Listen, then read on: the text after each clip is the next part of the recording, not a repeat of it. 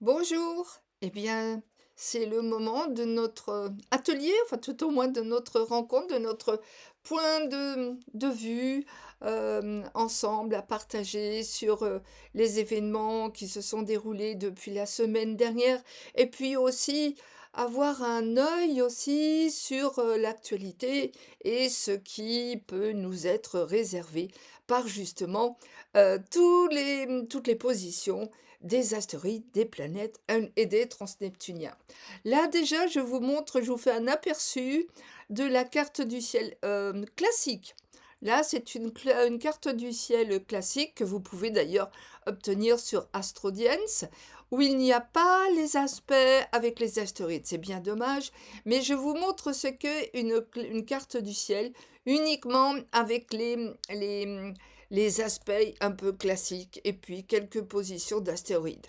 Comptez sur moi, bien sûr, pour mettre mon grain de sel. Non, c'est pas tout à fait un grain de sel, hein.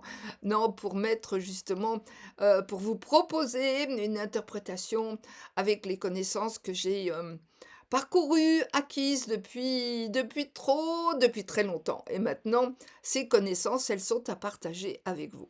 Alors, je vais donc vous analyser, enfin, je vais prétendre au moins vous donner quelques informations sur, sur cette nouvelle lune, donc qui aura lieu dès demain vers midi. Une nouvelle lune où nous allons voir qu'effectivement, une nouvelle lune, ça veut dire effectivement le rapprochement du Soleil et de la Lune. Cette nouvelle lune, elle a lieu à la fin de la constellation zodiacale des Béliers. Donc, on s'aperçoit qu'il y a là un chemin qui va être différent dès la semaine prochaine, où en fait, compte ce Soleil et puis la Lune, pendant quelques jours évidemment, vont passer directement dans le côté taureau, où on pourrait espérer un peu de paisibilité. D'ailleurs, je crois qu'il y a aussi l'annonce d'un cessez-le-feu. Oui, enfin, il n'est pas encore obtenu, hein. Donc effectivement, ce cessez-le-feu qui est annoncé avec grandiloquence, aura-t-il vraiment lieu lorsque le soleil va passer en taureau? Bah, évidemment que je le souhaite, hein, ne serait-ce que pour les habitants de tous ces territoires concernés, toutes ces populations dans la souffrance. Alors, revenons donc à cette nouvelle lune qui est en bélier. Alors, à côté de cette nouvelle lune en bélier, ce qui n'est pas inscrit sur le thème donc d'Astrodiens, mais je vous rappelle que si vous voulez des informations écrites, si vous voulez, enfin écrites, évidemment, je ne vais pas vous faire un catalogue entier pour tout le monde à chaque fois, mais si vous voulez obtenir de ma part des précisions nomiques, astrologiques. Hem, vous me les demandez par mail, claudejarry-desloges@gmail.com. Vous les aurez. J'ai préparé effectivement toute une liste des acteurs qui vont accompagner cette, nouvelle lune-là, que je vous présente sans prétention et d'une façon classique. Comptez sur moi pour dans les minutes qui suivent, je vous donne aussi, des positions qui vont, surenchérir un peu cette atmosphère. Parce que revenons sur, vous allez voir qu'à la fin du bélier, donc vous obtenez vous voyez bien tout en haut de la carte, de ce thème quoi, vous avez le soleil et la lune à la fin du bélier. Oui, mais il n'y a pas que, non, il y a Chiron, le centaure sage et bienveillant, mais aussi la blessure qu'il comporte aussi, qu'il porte dans sa vie avec un complexe d'abandon, avec des blessures faites par ses meilleurs amis, en plus, mais qui n'ont pas fait attention évidemment. Alors, Sur ce soleil et cette lune, nous avons Chiron, OK, qui lui est un gage plutôt de paix. C'est l'esprit bouddhiste ou l'esprit christique, hein, je recrute pour aucune, philosophie, sauf celle peut-être de l'astropsycho. Voilà. Alors donc, nous avons, soleil et lune, c'est-à-dire les 2 énergies polaires réunies, hein, voilà. Les 2 polarités sont réunies à la fin du bélier et prêtes à, d'un seul coup, intervenir bientôt en taureau. Mais cette conjonction solilunaire, eh bien, qui pourrait être magnifique au niveau de la créativité, au niveau de l'inauguration de certaines choses, oui, c'est bien, c'est très bien. Mais nous sommes en 2026 et nous sommes en ce moment assujettis tous ensemble, tous ensemble, tous solidaires dans un monde où les choses ne sont pas vraiment tellement cool et tellement bienfaisantes. Non, d'autant plus que Chiron, ce planétoïde très intéressant qui réunit toujours Uranus et Saturne, bah, il y met du temps, hein, voilà. Mais, il navigue entre Saturne et Uranus, voilà, tantôt il franchit l'orbite de Saturne, il va vers la raison, et puis tantôt il se projette vers l'orbite d'Uranus, et là, il atteint pas tout à fait, il traverse pas l'orbite d'Uranus, mais il en a envie, voilà. Et là, en fin de compte, on va vers les expériences cosmiques, on va vers le futur et l'avenir. Oui, bon, revenons à la position de ce Chiron qui est conjoint à cette nouvelle lune du 17, donc avril 2026. Il n'est pas tout seul, non, il n'est pas tout seul. Il y a une conjonction dont je vous avais déjà parlé la semaine passée. Il est conjoint à Eris, oui, la déesse de la guerre, mais la déesse qui aime la guerre. Oui, elle aime la guerre, c'est comme ça, c'est comme une Amazone qui porte en elle un message où elle voudrait que tout soit selon elle, selon ses vœux, tout soit en comment dire, en harmonie, mais d'une façon brutale. En fin de compte, elle impose, Eris, elle impose des guerres avec l'illusion que ces guerres doivent être menées pour rendre la justice. Ouh, c'est du lourd. Ouh, c'est du lourd. Oui, des guerres pour mener à la justice. Oh oui, il y a des pots de banane là-dessous, hein. Alors Chiron, lui, il voudrait apaiser, Eris. Eris, elle voudrait, au contraire, nier complètement la position, du sage Chiron, du sage Centaure. Mais il y a pas que! Il y a pas que, il y a toute une pléiade aussi, très, très intéressante qui suivent, avec Artémis par exemple, qui suivent cette conjonction solilunaire. Donc soleil, lune, oui, ça, OK, c'est classique. Je vous rajoute Chiron, il devient classique aussi quand même, ou alors s'il y a des astrologues qui nient encore Chiron, ouh! Eris, OK, déesse de la guerre, et puis il y a Artémis, il y a Soma, il y a beaucoup d'astéroïdes qui sont à la suite et qui nous posent, des questions problématiques, oui, hem, des questions, des problèmes, mais pas les solutions. Alors allons un peu plus loin.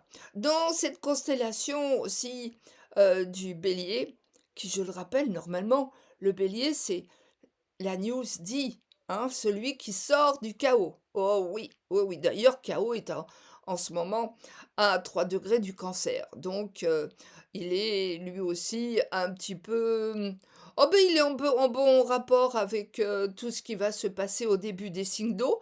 C'est-à-dire que si vous êtes début Poisson, début Cancer et début Scorpion, eh ben, chaos. Oh, ah oui, chaos va vous dire quoi? Bah, vous êtes un petit peu dans les problématiques. Tic tic, vous êtes un peu dans ce chaos, pour en sortir. Parce que n'oublions pas que chaos, ce n'est pas un élément qui va nous faire sombrer uniquement vers les ombres. Non, dans le chaos, tout se trouve. Ouais, aussi bien tout ce qui est porteur de lumière que d'ombre, hein. Tout est mélangé dans le chaos. Voilà. Alors, pour ceux qui ont des planètes au début des signes d'eau, poisson, cancer et scorpion, eh bien, essayez de faire du tri, hein. Voilà. Donc, je vous parlais de chaos parce que, évidemment, le signe du bélier, il est fait pour nous sortir du chaos. Oui, mais des fois, il y va d'une façon très, très, très brutale. Oui, il fonce, il veut la rapidité. Ben oui, ben la rapidité, c'est pour quelques jours, hein. Parce que dans quelques jours, le soleil va passer en taureau. On verra bien, là, au niveau de l'économie, au niveau, au niveau aussi de la consommation, comment cela va se passer. Mais ça, tout ça, c'est pour la semaine prochaine. Donc, dans cette constellation zodiacale du Bélier, nous avons aussi d'autres planètes, hein. Nous avons Saturne, qui est conjoint à Neptune, qui est conjoint à Mars, qui est conjoint, Saturne est conjoint aussi à Salacia. Bon, je vous fais une traduction. Salacia, c'est un astéroïde qui détermine un petit peu tout ce qui est salace. Ouais, tout ce qui est un peu grotesque, tout ce qui est un peu... Enfin voilà, hein, salace, ok. Alors donc, bah, Saturne, les dirigeants, oui, pour qui nous prennent-ils? Effectivement, ça continue, quoi, on continue. De toute façon, il faut bien vous attendre à ce que d'ici plusieurs années, eh bien, on verra, certains d'entre nous verront l'apothéose. Pour certaines autres personnes, peut-être pas.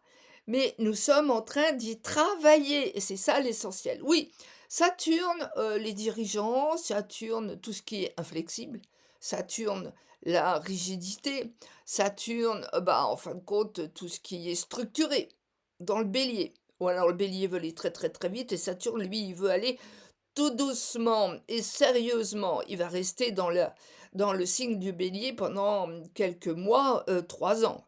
Voilà. Donc ça va un peu calmer aussi, si vous avez des planètes en bélier. Prenez votre temps, Saturne va vous l'imposer. Oui, mais à côté de Saturne, nous avons Neptune, le contraire. On veut rêver. Et là, Neptune va rester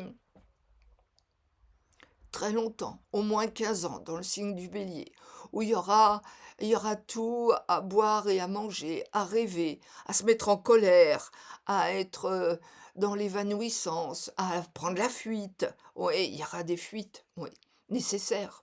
Il y aura des fuites peut-être de projets, etc. Oui, tout dépend évidemment d'où vous vivez, évidemment. Mais enfin, de toute façon, pour tout le monde, l'endroit où vous vous situez ne vous correspond pas tellement bien. La sagesse voudrait justement que vous cessiez de chercher euh, la terre promise ailleurs que sous vos pieds. C'est pas la peine, en fin de compte, de parcourir le monde. En ce moment, le monde est en feu. Oui. Alors, à côté de ce Neptune, eh bien, nous avons l'entrée de Mercure en bélier. Mercure, la planète, c'est une planète, hein, qui est entre le Soleil et puis Vénus. Puis après Vénus, on a la Terre, hein. Voilà, donc Mercure, planète très chaude, mais planète de communication. Les rentrées en bélier. Donc, en fin de compte, les conjointes à Neptune. Et là, Mercure va se précipiter pour nous promettre des choses, pour peut-être être ardent dans des déclarations. Oui, mais avec Neptune, les choses vont et viennent, n'est-ce pas? Et puis, bah, cette opposition, en plus, cette conjonction de Neptune, de Saturne, de Mars, l'entreprise, on entreprend, mais c'est quand même le dieu de la guerre aussi, Mars, hein? Et ben, c'est opposé à quand même Makemake. Je vous en ai parlé de Makemake. Makemake, celui qui, pour ne pas être un cyclone dévastateur, c'est son rôle, nous embrouiller les communications. Ben, je ne sais pas si pour vous c'est clair, les communications, Mais alors, j'entends beaucoup de gens, dont moi d'ailleurs, se plaindre des mauvaises, communications informatiques. Tic, oui, oui, oui, ça passe, par des périples, on ne sait pas trop bien par où passent les messages, hein, s'ils arrivent ou s'ils arrivent pas. Enfin, moi, j'espère qu'au moins vous aurez les miens, oui, les miens et ceux aussi qui vous sont chers. Mais Mercure, Saturne, Mars et Neptune, bah, sont opposés à Makemake. Oui, Makemake, c'est plus qu'un brouillard, hein. Makemake, c'est un désordre, oui. Sauf si, sauf si on se respecte et on tient avec vigilance, à rester l'homme debout et non pas fracassé et anéanti. Non, on reste l'homme debout. Sinon, c'est encore des dérapages sur des pots de banane. Ah, il y a des promesses, il y a de la diplomatie dans l'air. Mais ce que ça tiendra, mais on ne peut que le souhaiter à partir du moment où c'est effectivement positif pour la Terre, pour l'humain, etc. Bon, alors, vous voyez, dans le signe du bélier et aussi dans le signe opposé, c'est-à-dire la balance, il y a des choses qui bougent, oui. Oh, il n'y a pas que des rumeurs. Il y a pour les béliers comme pour les balances, et bien toute cette configuration, je répète, soleil, lune, Chiron, Eris, la guerre, Mars, le guerrier, Saturne, l'administration, Mercure, la communication, Neptune, le rêve ou la colère. Tout ça, c'est dans le bélier. Et puis, euh, c'est donc opposé aux balances. C'est un peu quand même aussi difficile à avaler pour les cancers et pour les capricornes. Que se passe-t-il dans les capricornes? Ah, on n'a pas parlé d'eux encore. Alors, dans les Capricornes, nous avons toujours le trio de Ixion. Ixion, c'est la cruauté, c'est le meurtre, etc. Ben oui, c'est pas drôle, hein. Mais pour arriver à comprendre où sont nos lumières, il faut déjà aussi passer par l'analyse des choses qui nous gênent, des transneptuniens, des planètes, etc., qui expriment et qui justifie, hélas, justifier n'est pas tout à fait le terme choisi, mais tout au moins qui démontre dans quelle atmosphère nous sommes depuis quelque temps. Enfin, le temps prend son temps, hein, n'est-ce pas?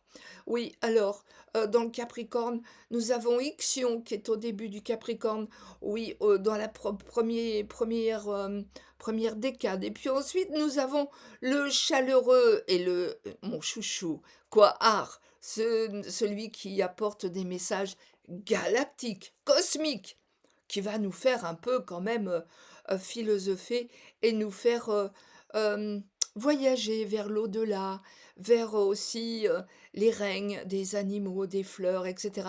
En fin de compte, c'est un transneptunien, hein, que l'on devrait appliquer tous les matins. Oui, il y a une planète transneptunienne qui se nomme Quahar et qui a envie de nous montrer la moitié du verre pleine.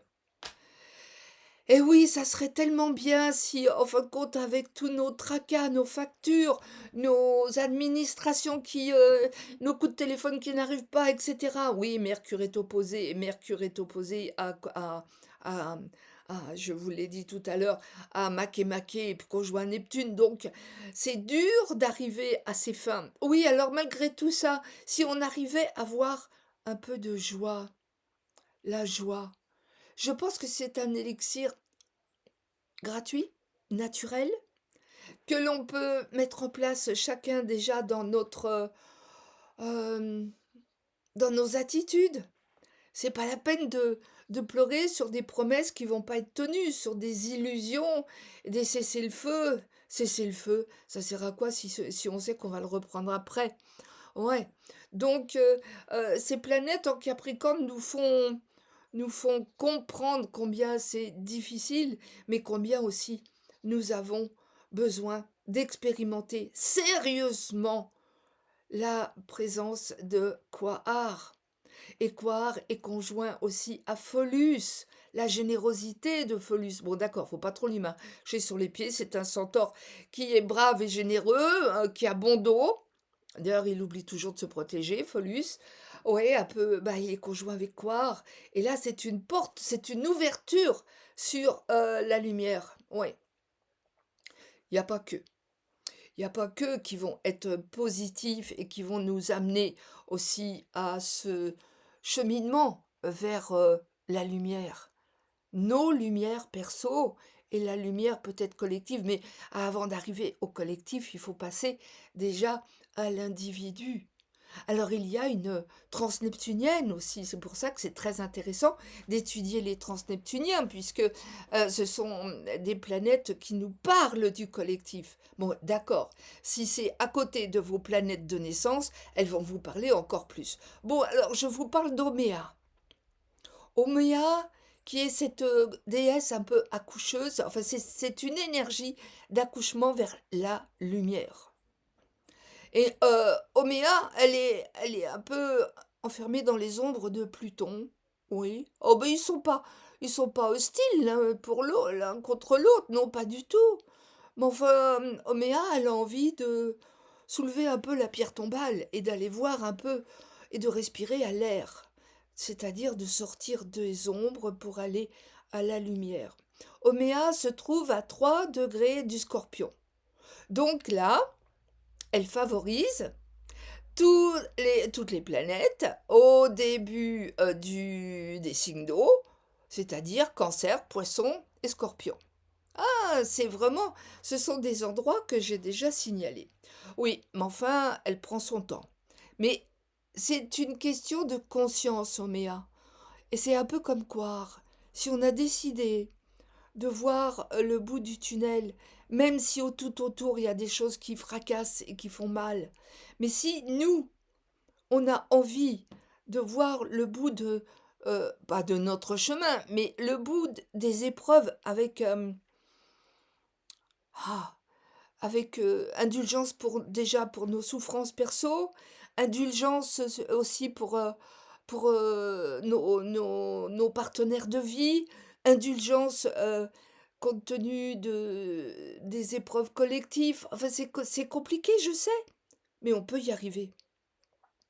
Et on n'est pas seul dans ce chemin.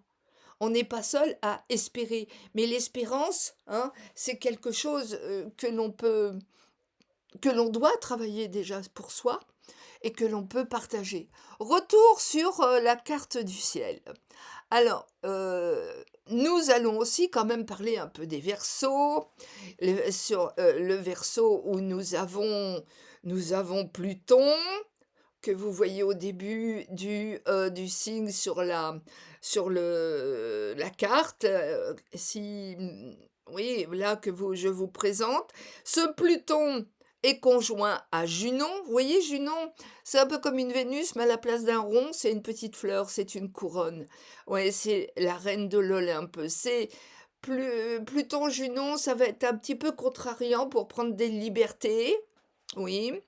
Parce que Junon, c'est la relation avec les autres. La relation qui peut être, celle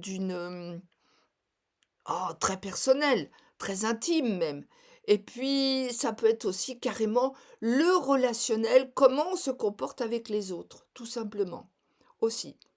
Alors c'est compliqué, n'est-ce pas? Il y a des trahisons. Oh, je ne parle pas, là, je suis là aussi pour vous parler donc du collectif. Donc là, en Verseau, oui, Junon nous promet bah, la liberté, évidemment, en Verseau. Bah oui, mais Pluton est là, et puis il est carré à Oméa, hein. Il n'a pas tellement envie de laisser son pouvoir comme ça. Non, alors il va promettre des choses concernant des libertés. Ne pas oublier qu'à côté de Pluton, nous avons Amicus. Celui-là, c'est pas un drôle, hein. Amicus, un centaure qui parle de massacre. Ouais, et il fait pas dans la dentelle, Amicus. Bah, d'ailleurs, en ce moment, on n'est pas trop dans la dentelle, hein, non. Et puis, il y a Arwan, le dieu fratricide de la vengeance, qui est à 3 degrés du Verseau. Oh là là, vous y disiez, la paix, hem, vous parliez aussi, de cesser le feu. Oui, on va faire comme ça, hein. On va espérer, tout au moins individuellement, cessons le feu qui nous ronge et qui nous fait mal. Oui, allons voir, justement ce qui se passe dans la constellation beaucoup plus paisible du Taureau. Alors, qu'est-ce qui se passe en Taureau? Le Taureau, oui, ah bah, il y a Vénus, hein, dans le Taureau. Alors, c'est une Vénus, qui a besoin de tendresse, elle a besoin de volupté, elle a besoin de consommation, oui, bien sûr, mais c'est pas tout à fait, dans l'ordre du jour. Elle est plutôt dans la restriction. Elle est carrée à Chariclo, la charité, difficile. Et puis dans le signe aussi du Taureau, qui est un signe de précaré, quoi, où on fait attention, eh bien, dans ce signe, il y a aussi Cérès. Cérès, maîtresse du signe de la Vierge. Non, Mercure, Mercure, il est maître du Gémeaux, il n'est pas maître de la Vierge. Mercure multiplie les choses, alors que la Vierge divise. Donc Cérès, elle divise tout et elle travaille. Ok. Alors Cérès, eh ben, se trouve dans le Taureau. Oh oui. Donc c'est un manque, c'est du travail à faire pour combler des manques. Oh bah des manques dans le Taureau, il y en a. Il vaut mieux faire pousser ses tomates dans le jardin, hein. Vaut mieux marcher à pied, n'est-ce pas? Oui, surtout que cette Cérès, bon, bah, elle est en relation avec Orcus.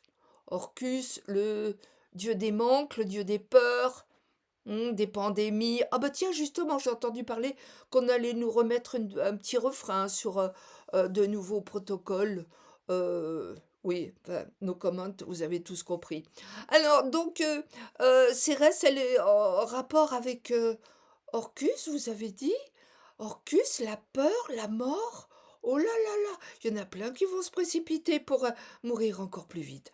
Oui, alors sinon, bah, Orcus conjoint à Cérès, oui, on va nous raconter encore des bobards. Oui, surtout que Mercure, hein, je vous l'ai dit, raconter des choses, bah, Mercure, c'est Mercure en Bélier, qui est conjoint à Saturne et qui est conjoint à Neptune. On ne sait pas où on va, mais on y va. Sauf peut-être pour ceux qui pensent qui pensent comment? Bah, qui pensent vrai, qui pensent, avec l'espoir et qui ne vont pas se laisser manipuler par Pluton. Oui. Oh, le gros vilain Pluton! Non, il n'est pas si vilain que ça. Il nous montre le chemin hem, d'une certaine délivrance si on ne croit pas en tout ce qu'on nous raconte. Bon, voilà.